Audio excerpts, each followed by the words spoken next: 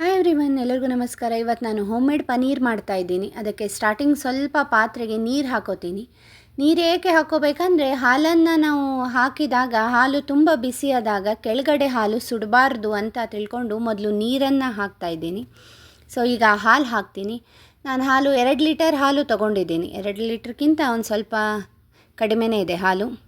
So ಇದು ಪೂರ್ತಿ ಕುದಿ ಬರಬೇಕೀಗ, ಪೂರ್ತಿಯಾಗಿ ಕುದಿ ಬರಬೇಕು. ಅಂದರೆ ಇದು ಮರಳಬೇಕು, ಸ್ವಲ್ಪ ಮರಳೋ ತನಕ ನಾವಿದನ್ನು ಕೈಯಾಡಿಸ್ತಾ ಇರಬೇಕು. ಇದು ಪೂರ್ತಿಯಾಗಿ ಮರಳಿದ ಮೇಲೆ ಇದಕ್ಕೆ ನಾನು ಸ್ವಲ್ಪ ಆಗಿ ಲಿಂಬೆ ರಸನ ಹಾಕ್ತಾ ಹೋಗ್ತೀನಿ. ಇಲ್ಲಿ ನಾನು ವಿನೆಗರ್ ಯೂಸ್ ಮಾಡಿಲ್ಲ, ಲಿಂಬೆ ಹಣ್ಣನ್ನು ಯೂಸ್ ಮಾಡಿದ್ದೀನಿ. ಒಮ್ಮೆನೇ ಎಲ್ಲನೂ ಹಾಕಿಬಿಡಬಾರ್ದು, ಸ್ವಲ್ಪ ಮಾಡಿ ನಾವು ಲಿಂಬೆ ಹಣ್ಣನ್ನು ಹಾಕ್ತಾ ಕೈ ಆಡಿಸ್ತಾ ಇರಬೇಕು. ಕಂಟಿನ್ಯೂಸ್ ಆಗಿ ನಾವು ತಿರುಗಿಸ್ತಾನೆ ಇರಬೇಕು. ಗ್ಯಾಸ್ ಆಫ್ ಮಾಡಬಾರ್ದು, ಗ್ಯಾಸ್ ಆನ್ ಇಟ್ಕೊಂಡೇ ನಾವು ಅದನ್ನು ಕಂಟಿನ್ಯೂಸ್ ಆಗಿ ತಿರುಗಿಸ್ಬೇಕು.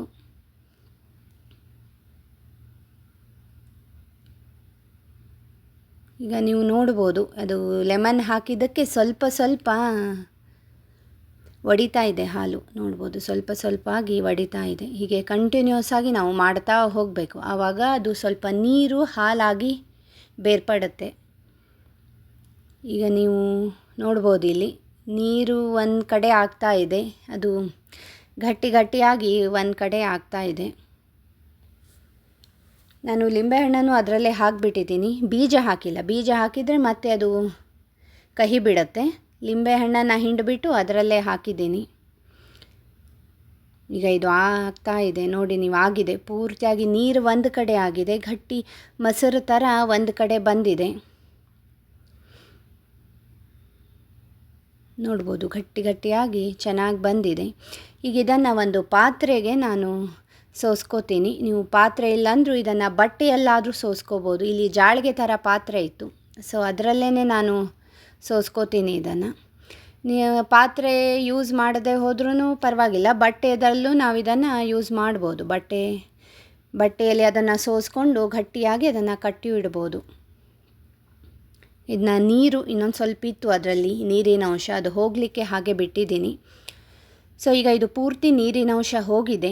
ಸೊ ಇದನ್ನು ಈಗ ಡಬ್ಬಿಯಲ್ಲಿ ಹಾಕಿ ನಾನು ಒಂದು 2 ಗಂಟೆ ಕಾಲ ಇದನ್ನು ನಾನು ಫ್ರಿಜ್ಜಲ್ಲಿ ಇಡ್ತೀನಿ, ಯಾಕಂದರೆ ಅದು ಗಟ್ಟಿ ಆಗಲಿ ಅಂತ.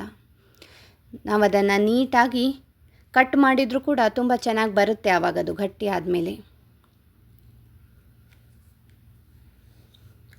ಈಗ ಇದನ್ನು 2 ರಿಂದ 3 ಗಂಟೆಗಳ ಕಾಲ ಇದನ್ನು ನಾನು ಫ್ರಿಜ್ಜಲ್ಲಿ ಇಡ್ತೀನಿ. ಈಗ ಇದು ಫ್ರಿಜ್ಜಲ್ಲಿ 3 ಗಂಟೆ ಆಯಿತು. ಈಗ ಇದನ್ನು ತೆಗೆದು ನೋಡೋಣ ಹೇಗಾಗಿದೆ ಅಂತ. ಗಟ್ಟಿಯಂತೂ ಆಗಿದೆ. ಇದನ್ನು ಡಬ್ಬ ಹಾಕಿ ನೋಡಿದಾಗ ಹೇಗೆ ಬರುತ್ತೆ ಅಂತ ನೋಡೋಣ. ಇದು ತುಂಬ ಚೆನ್ನಾಗಿ ಬಂದಿದೆ, ರೌಂಡ್ ಶೇಪಲ್ಲಿ ಬಂದಿದೆ. ಇದು ಶೇಪಲ್ಲಿ ಅಂತೂ ಬಂದಿದೆ. ಈಗ ಇದನ್ನು ಕಟ್ ಮಾಡ್ತೀನಿ.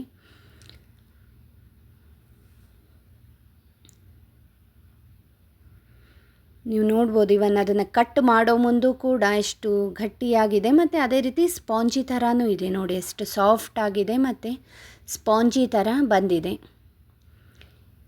ಮನೆಯಲ್ಲಿ ಮಾಡಿದಂಥ ಹೋಮ್ ಮೇಡ್ ಪನ್ನೀರ್ ತುಂಬ ಚೆನ್ನಾಗಿ ಬಂದಿವೆ.